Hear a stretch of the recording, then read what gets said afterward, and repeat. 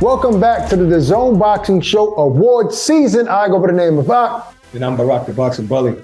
It's always lovely to have you joining us. It's time for my favorite award. I mean, I know one is the most prestigious, one was the most exciting. This is my favorite award because it gives people an opportunity to kind of see things before they happen. To pick a guy that hasn't reached that level yet and hasn't really proven himself yet, but he passes the eyeball test. You see things in him that's special, and you kind of foresee him getting to that level. And I'm talking about the prospect of the year, Barak. So many great prospects in the sport of boxing. There were 2 or 3 that I was struggling with because all 3 of these guys are really, really good, but I can only pick one. And I have to pick my prospect of the year, and it is none other than Keyshawn Davis. Barak, and I'm pretty sure you remember this. I mean, this young man, before he even became a professional, he sat down with us at Sirius XM. Shout the guy Ish to set that up before he was going to the Olympics. And even then, there was a level of maturity that he had then as a young man, Barak, that I knew was serving well in the sport. Now, he had to back that up with skill. And at the time, he had become a decorated amateur already. But I like his attitude before even really watching him in a professional boxing match.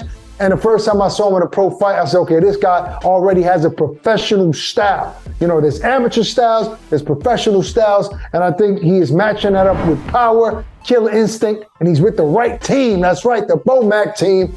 And I think that Keyshawn Davis is just the best prospect out there, but there are a lot of great ones. Give me yours, brother. Yeah, I think that to keep talking about Keyshawn, I remember we had him on SiriusXM, but also he turned pro, because pandemic kind of pushed the Olympics back.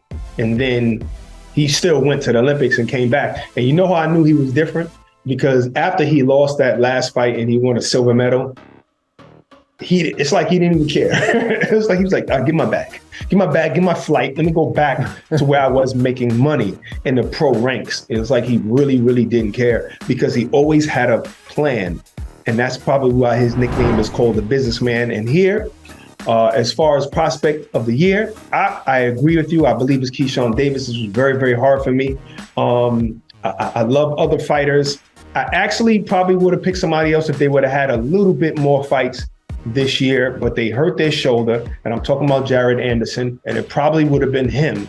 Because it would have been a knockout. It would have been 3 knockouts. But because he I don't know if it was his shoulder, but I know he was injured. Whatever it was, he hurt himself. I don't know why I said shoulder, but he hurt himself and he only had a couple of fights. He went a long time without fighting. Right. So Keyshawn, he had 3 fights, and 2 of those fights were kind of like step-up fights. Kind of like for Jared Anderson last fight as well against Forrest. But 2 of those guys were very, very experienced. One had over 30 fights, and his last opponent had over 40 fights. So he's stepping it up. And he's still winning. He's still outclassing him, winning every single round and getting 2 stoppages this year rather.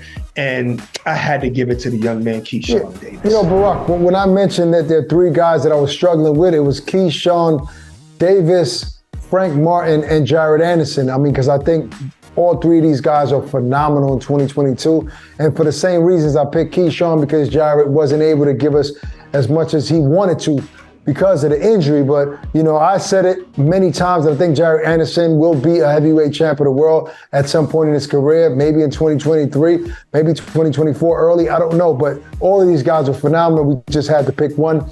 And our prospect of the year, Barak and I are agreeing on one right here. And that's Keyshawn Davis being our prospect of the year. I'm curious to know what Chris and Sergio has for this one, Barak. I'm going to sit here and wait.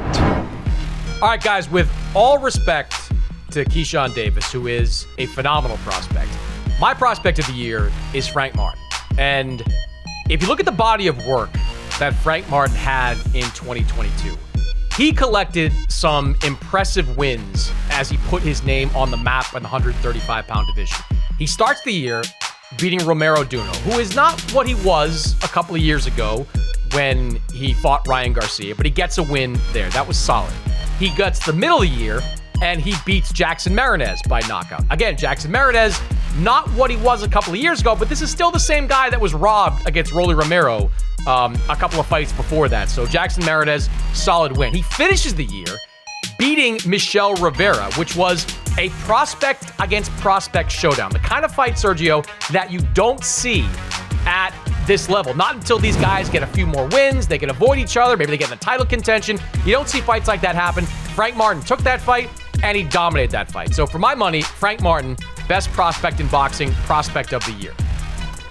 Chris Mannix, you're a writer. You should know what the word prospect means. Frank Martin is 27 years old. That's not a prospect. He has, 17 fights. That's not a prospect. Prospects usually have under 10 fights.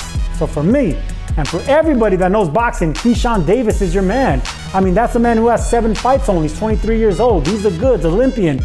That's your prospect of the year, and that's who has the sky the limit. We know what Martin is already. He's a fringe contender. He knows he's going to be something special.